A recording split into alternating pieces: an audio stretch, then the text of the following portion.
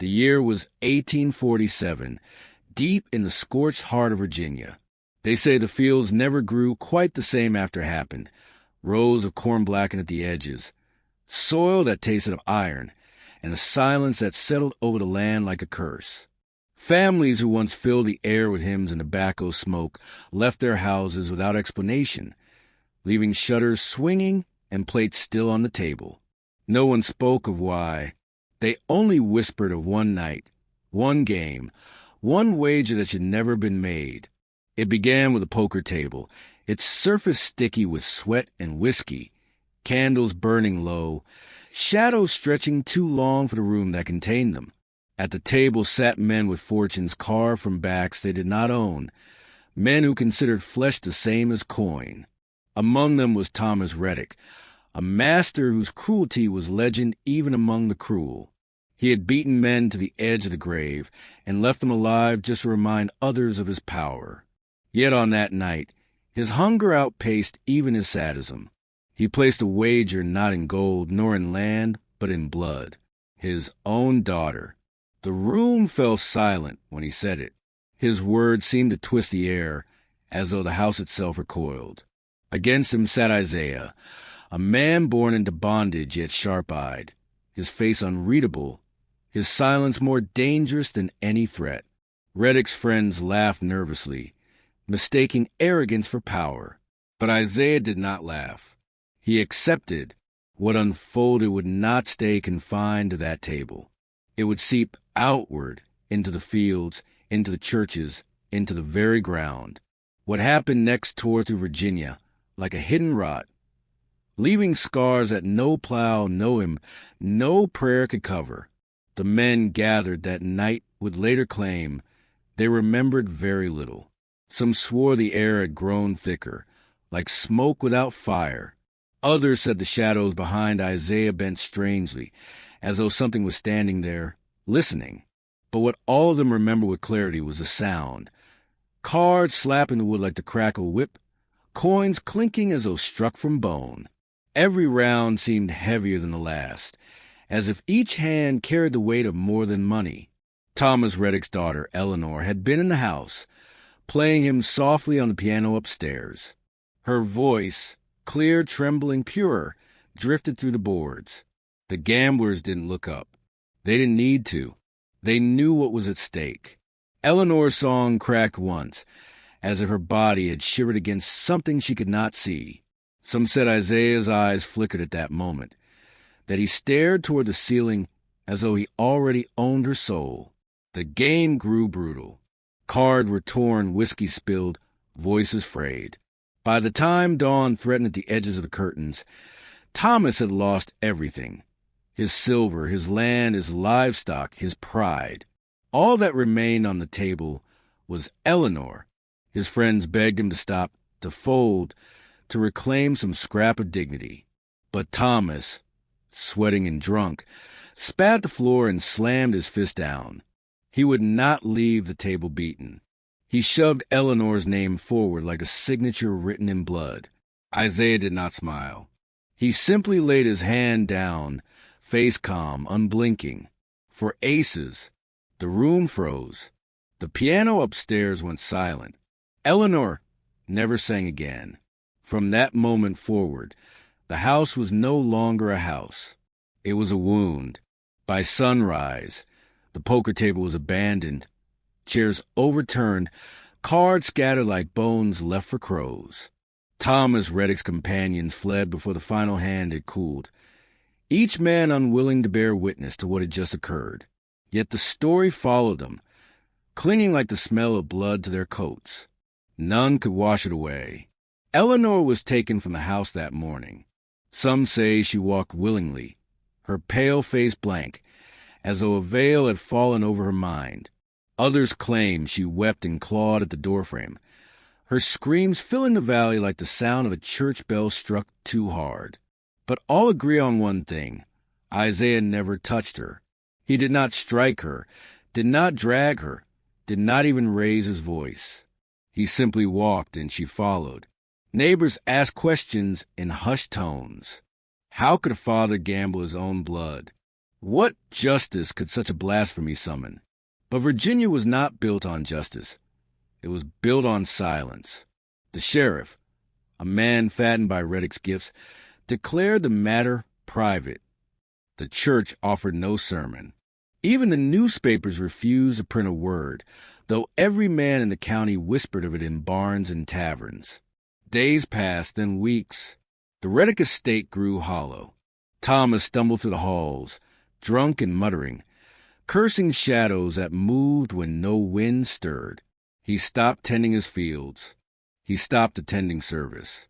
Some said they heard him calling Eleanor's name into the woods at night, his voice broken, as though he were begging forgiveness not from God, but from something older. And always, in the distance, a sound lingered. Faint piano keys, rising from the dark, played by hands no longer hers. It began small. A child vanished on the road between the Reddick estate and the church. Her bonnet later found snagged on a bramble. The sheriff said wolves. The mother swore she heard a piano playing the trees. The sound followed her dreams for weeks until her hair went white. Then came the livestock. Entire herds staggered into the river, eyes rolling, bodies bloating in the heat. Farmers cursed the water, but no sickness was found. When the corpses were cut open, the flesh inside was pale and cold, as if frozen. The local preacher claimed it was punishment, but when he attempted to preach against sin, the word stuck in his throat. He coughed blood onto his Bible and never stood behind a pulpit again.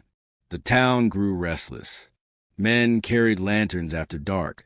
Women whispered prayers with every step. Yet no one dared confront Isaiah.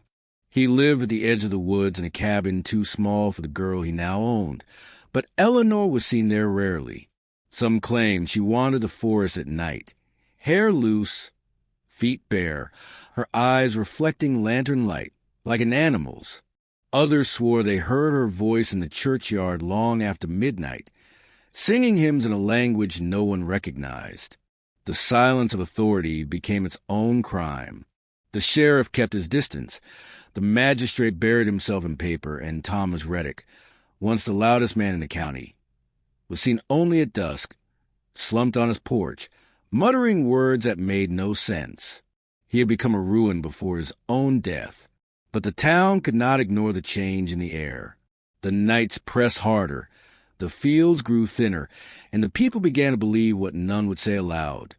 Some had been unchained, and it would not stop at one family sin. By autumn, whispers hardened into resolve. The men of the valley gathered in the tavern with lanterns and muskets, their faces tight with dread more than anger. They spoke not of law nor justice, but of survival. The girl must be returned, one said. The bargain undone. Another muttered of blood sacrifice, his voice low enough to be mistaken for prayer. None dared to name what they truly feared, that Eleanor's soul was no longer hers to give back. They marched at dusk, boots sinking into the damp earth, torches spitting sparks into the wind. When they reached Isaiah's cabin, they found it silent, too silent. The windows glowed faintly, though no fire burned inside. The door, when pushed, swung inward as though waiting for them. The first man stepped in and staggered backward immediately. The smell was wrong. Not rot, not smoke, but something colder, metallic, sharp. On the walls hung scraps of fabric that had once been white, now stained to gray that shimmered faintly in the torchlight. A piano sat in the corner, though no one had carried it there, its keys struck with marks like fingernails driven into ivory. And in the center of the room stood Eleanor. Her face was pale, her hair unbound, her eyes open but empty, staring through the men as if they were ghosts. She did not speak, did not blink. She only raised her hand slowly, as though conducting music only she could hear. The floor groaned. Boards split. One by one, the men dropped their weapons, clutching their ears. A sound filled the cabin. Not a hymn, not a scream, but something between the two, a keening that crawled under their skin and rooted in their bones. Isaiah peered behind them, his face unreadable, his voice steady. You cannot take back what was given. The men stumbled back in the cabin that night like soldiers broken in battle, their torches sputtering in the damp. Not one spoke of what they had seen, for language itself seemed to falter in the face of it. They returned to their homes pale, shaking, unwilling to meet their wives' eyes. Within days, fever spread among them. Some burned with heat that no water could cool, others shivered until their bones cracked. And in every sick room, those who kept watch swore they heard faint piano notes drifting beneath the coughing. Eleanor's melody played from nowhere. The church could not ignore it. On the following Sabbath, Reverend Cole rose to speak, his hands trembling as he gripped the pulpit. He condemned Isaiah, condemned the wager, condemned the silence of the sheriff. But his words were hollow, brittle. When he spoke Eleanor's name, the air inside the chapel shifted. The candles bent as though struck by a wind that came from no open door. Halfway through his sermon, his voice broke. He froze mid-sentence, staring upward at the rafters. The congregation followed his gaze and gasped. On the beams above, a dress hung suspended in the dark. White fabric swaying though no rope held it. The shape inside it was unmistakable. Eleanor's. Screams tore through the church. Mothers pulled their children close. Men pushed against the doors only to find them locked, bolted from the outside, though no one had touched them. Reverend Cole fell to his knees, his Bible dropping to the floor, pages fluttering like the wings of a dying bird. He began to pray, words tumbling from his lips, but the sound was drowned out by music. Notes crashing down from the rafters, an unholy symphony that shook the walls. When the doors finally gave way, half the congregation fled into the daylight. The other half never came out. The morning after the chaos in the chapel, the bells did not ring. Doors remained shut, shutters barred. No one dared step onto the church grounds, though everyone saw the black birds perched along the steeple, dozens of them unmoving, as if waiting. By nightfall, the sheriff ordered the building boarded. He claimed the missing had fled in panic, that they would return in time. But the townsfolk knew better. They had heard the screams. They had seen the doors that locked themselves. Behind closed doors, Reverend Cole withdrew from the public. He was seen only at dusk, his collar loosened, his eyes rimmed red. He began visiting Thomas Reddick, slipping into the estate long after midnight and leaving just before dawn. What passed between them no one could say. But the rumor spread that the preacher had ceased to pray to God, that he had started muttering names no one recognized, names older than Scripture, syllables that left the tongue sore after speaking them. The families of the missing demanded answers. The church gave them none. Instead, the remaining elders announced a fast, urging silence and repentance. Silence. Always silence. The children of the town began to play strange games, drawing circles in the dirt and whispering hymns backwards. Mothers slapped the chalk on their hands, but the children only smiled. The shame of the vanished congregation became the town's open wound. No gravestones were carved, no services held.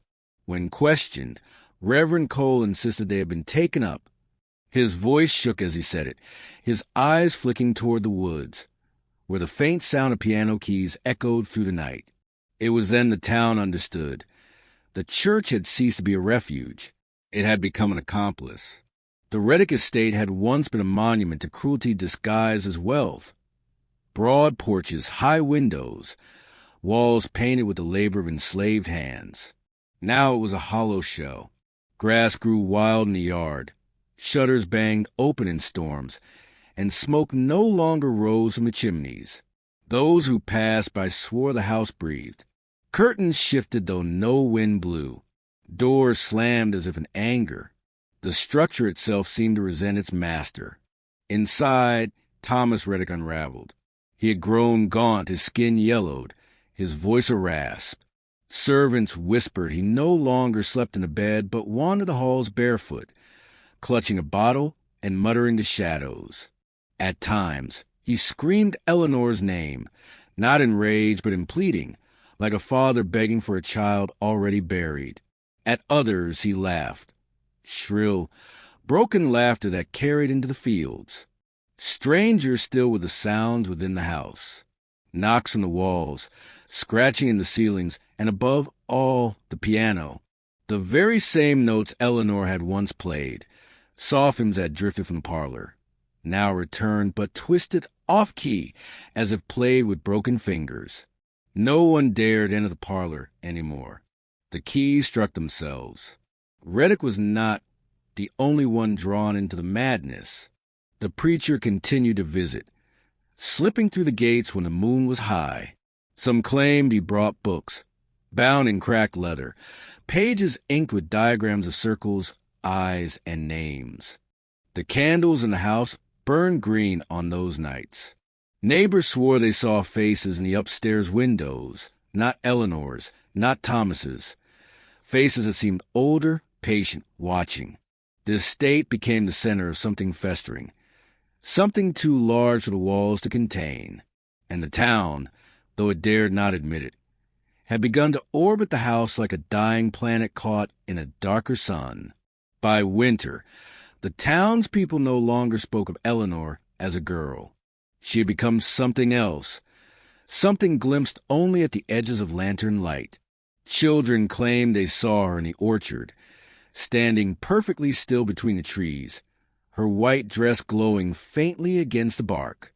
Hunters swore they spotted her reflection in frozen streams, staring up from beneath the ice, lips moving though no sound reached the surface. But the disappearances left no doubt. The first was a young farmhand, last seen carrying hay to the stables. His boots were found days later at the edge of the woods, neatly placed side by side. Then came a pair of sisters walking home from the mill. Their ribbons were discovered tied around the branches of a dead oak, knotted so tightly the bark bled. Each loss brought whispers that grew into a dreadful certainty. Eleanor was no longer trapped in Isaiah's cabin. She roamed free, and she was calling others to follow. Those who returned from the forest spoke of music. Not hymns, not songs of flesh, but notes stretched too long, chords bent into something inhuman.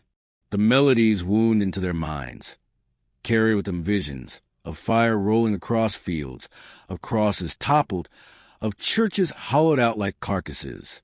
Some tore at their ears. Others staggered home silent, unable to describe what they had heard.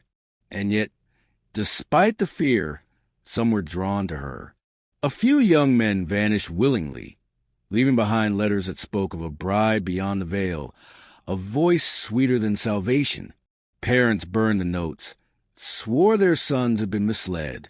But the truth spread like infection. Eleanor was no longer only a daughter. She had become an invitation no one could resist forever. The woods that bordered the Reddick estate had always been thick, tangled with oak and pine, their roots clutching the soil like fists. But after Eleanor's vanishing, the forest changed.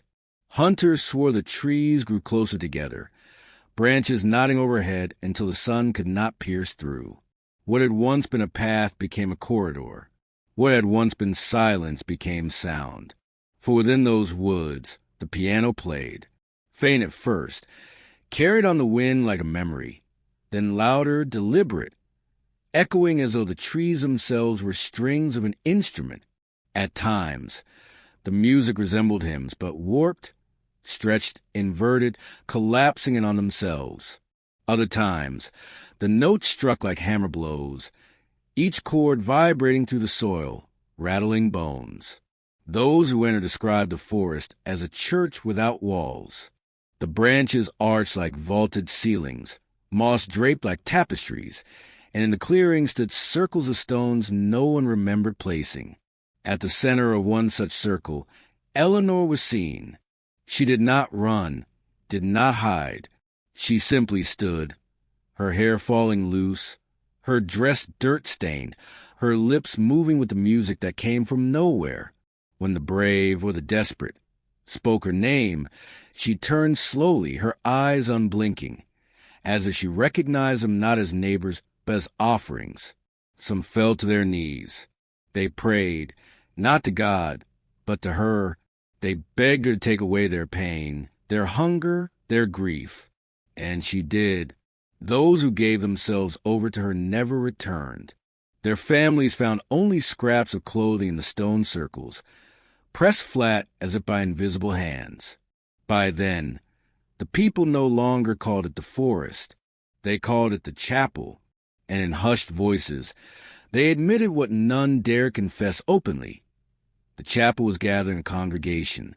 By spring, the town was no longer a single body, but two.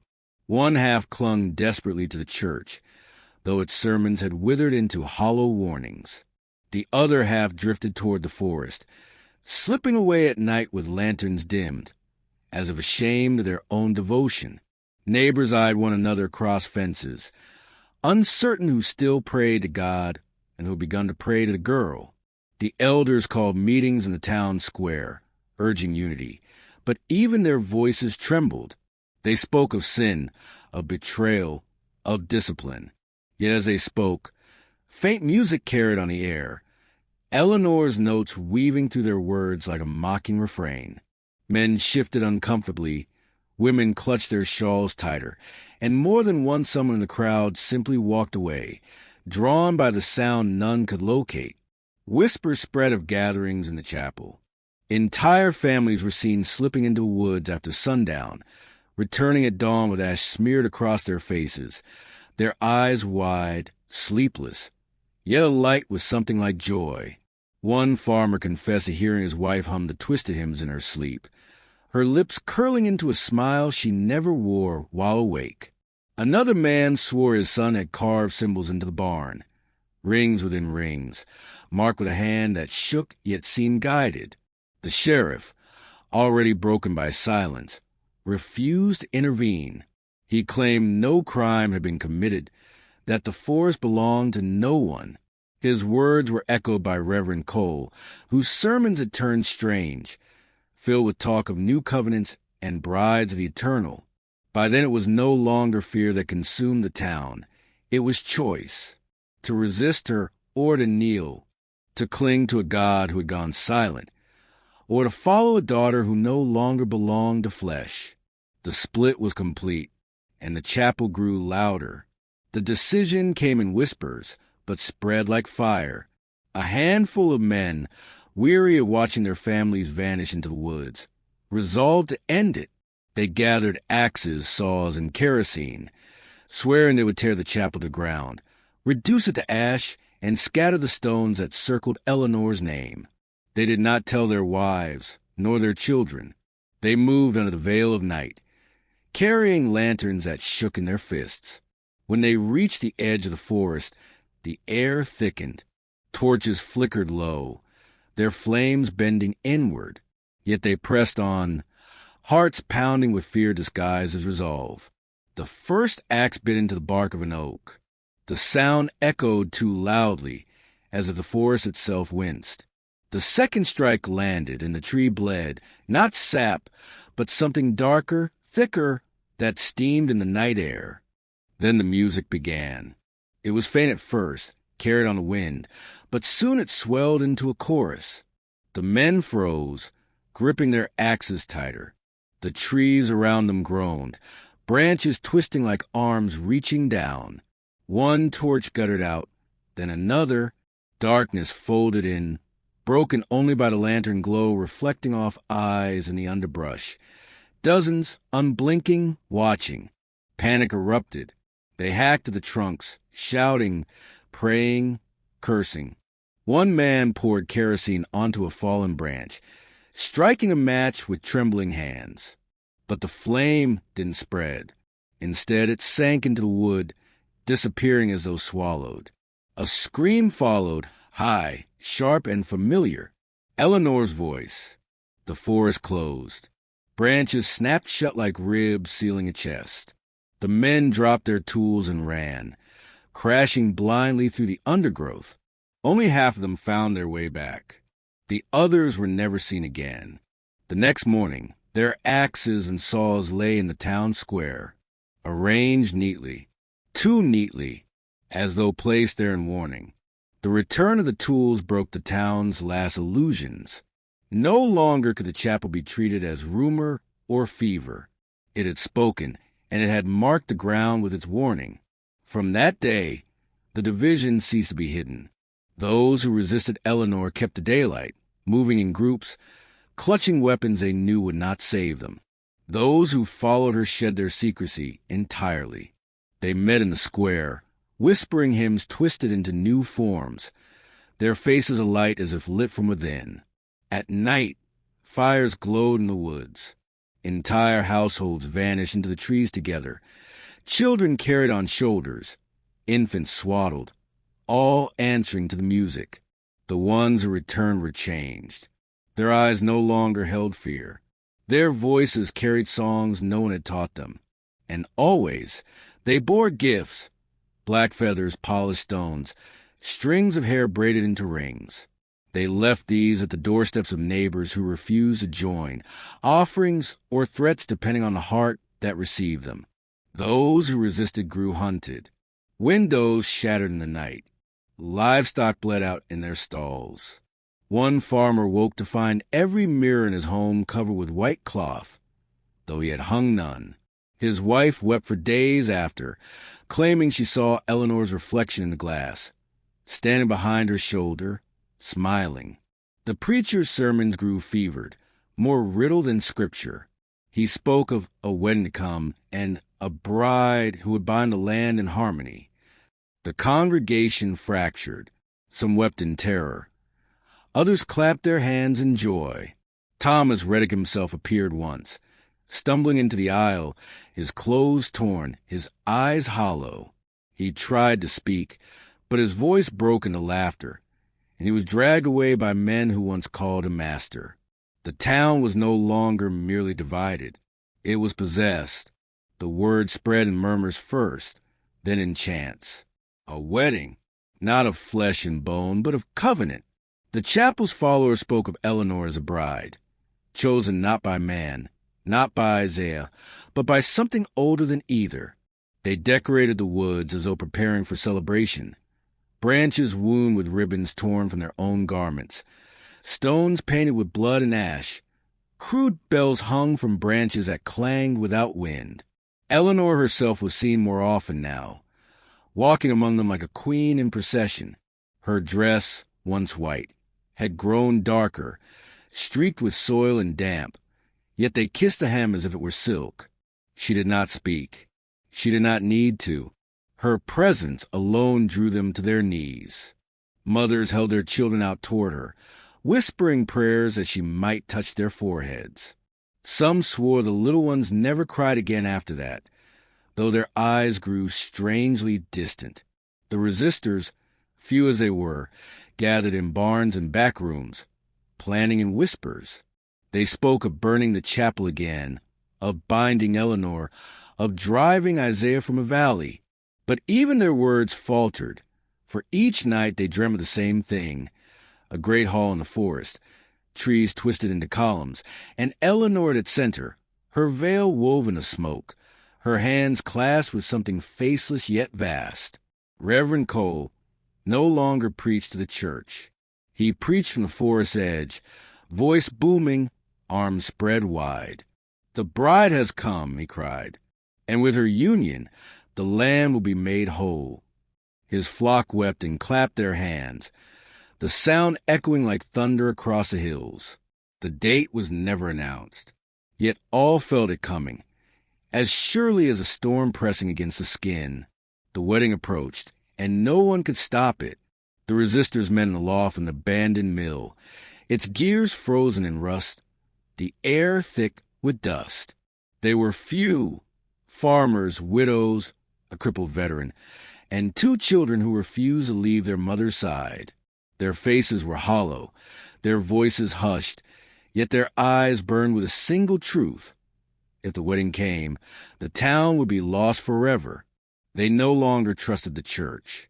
Reverend Cole had become a herald for the chapel, his sermons indistinguishable from prophecy.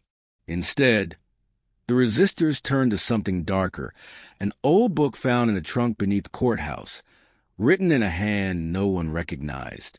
Its pages were brittle, its ink the color of dried blood. The sheriff had locked away years before, calling it evidence from some forgotten trial. Now it became their scripture.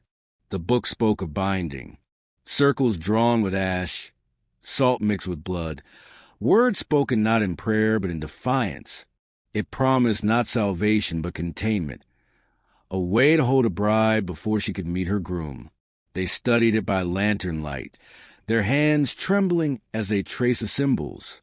Every reading left them drained, as though the book drank more from them than they gave. Still, they pressed on.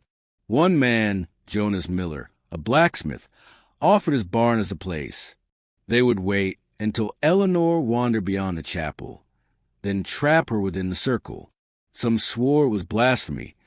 Others swore it was the only hope. The children cried as they watched their mothers mark the floor with salt, whispering the words from the page until their throats ached. None noticed that the air grew colder each night they gathered. None noticed the faint strains of music that seeped through the mill's walls, as if the book itself had begun to sing. It was a moonless night when they dared it. The barn loomed like a cathedral of shadows, its beams creaking under the weight of silence. The resistors had drawn the circle wide across the dirt floor, salt, ash, and blood smeared with trembling hands. Lanterns lined the walls, their flames wavering as though in warning. Eleanor was brought blindfolded, her wrists bound with rope. She did not resist. She walked as if led by an unseen hand, her lips moving in a lullaby only she could hear. When the cloth was pulled away, she did not scream nor cry, nor plead. Instead, she smiled softly as though recognizing old friends. They pushed her into the circle. Jonas spoke the first words from the book, his voice breaking on the syllables. The others followed, chanting in rhythm, their echoes rising against the rafters. At first, it seemed to work. Eleanor swayed, her body stiffening, her eyes rolling back until only the white showed. Her smile vanished. A low, guttural moan escaped her chest, a sound that was not human. Then the barn began to shake. Lanterns swung wildly, their flames stretching thin and blue. The air thickened, pressing against lungs until each breath was agony. The rope snapped without being touched. Eleanor stood straight, her hair whipping in a wind that came from nowhere. The salt scattered, the ash lifted, the circle broken. Something else stepped forward through her body, wearing her frame like a garment. Its voice was not hers. It was layered, ancient, hungry. "Do you think you can bind what was promised?" It hissed, each word echoing like a bell tolling across the valley. One of the children screamed. The sound seemed to feed it. Eleanor's skin rippled as though something beneath pushed outward, pressing against her bones. The book burst into flames on its own, the pages curling, the words erased in smoke. The resistors realized too late. The circle had not trapped her. It had summoned him closer. The first beam snapped with a thunderous crack. Splinters rained down, stabbing the dirt like arrows. The barn itself seemed to recoil from what had been unleashed inside it, as though the wood had memory and knew this presence from before. Lanterns shattered one by one, plunging the circle into darkness, save for the faint glow that pulsed beneath Eleanor's skin. The blacksmith Jonas charged forward with a hammer, roaring like a desperate man. He swung with all his strength, aiming at the thing wearing Eleanor's body. The hammer never struck. It dissolved midair, its iron melting like wax, dripping to ground before it touched her. Jonas collapsed, screaming, his arm blackened, as if burned from within. He did not rise again. The others tried to flee, but the barn doors slammed shut with a force that rattled the earth. The children clawed at the wood until their fingers bled. Their mother pulled them close, whispering prayers that crumbled on her tongue. Eleanor, no, the thing within her, turned its head, eyes glowing faintly like coals buried in ash. "You try to deny a covenant sealed in blood," it said, its voice swelling until the barn trembled. "But promises made with flesh are older than your God, older than your fear." One of the widows fell to her knees, sobbing. She begged forgiveness, begged mercy. The entity only laughed, a sound not of joy, but of hunger. Her body rose into the air, limbs contorted, bones snapping like dry twigs. When she hit the floor, she did not move again. Outside, the townsfolk who had stayed in their homes heard the barn groan like a dying beast. Some swore they saw a fire flickering between the slats. Others said they heard a wedding march played backward, notes stumbling and colliding in madness. Inside, the survivors huddled in terror as the groom began to manifest. Not in full, never in full, but enough to leave his mark. A tall silhouette, faceless, cloaked in shadow, brushing the beams with a hand that left them rotted and broken. Every step he took dragged centuries of decay into the present. The children wailed. The groom turned toward them. The groom's shadow stretched across the dirt floor, long and skeletal, reaching for the children as though it had known their shapes before they were born. Their cries grew shrill, primal, instinctive wails of creatures sensing something far older than death. Their mother clutched them tight, pressing their heads to her chest, whispering that it would pass, that dawn would come. But the groom had no dawn, only covenant. Eleanor's lips moved, though the voice was not hers. The game was never about land, not about power. It was about lineage. Her eyes locked on the children. Pupils dilated until they consumed all light. Blood was staked on the table that night. The daughter was merely the first card. The rest are the heirs. The resistors gasped as the truth unwound before them. The master's bet had not ended with Eleanor's promised hand. The groom had taken claim over every child born in his line, binding them to a contract none could break. Each generation was a tithe, each birth an offering. The little boy whimpered, "Mama, make him go away." His voice was barely audible, but the groom tilted his head as though savoring it. With a single motion, he stepped closer.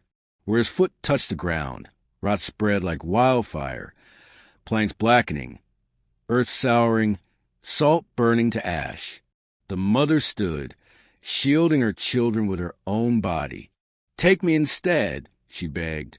Her voice cracked, raw with desperation. "I'll bear it. Just spare them." The groom's shadow leaned, curving around her like a serpent.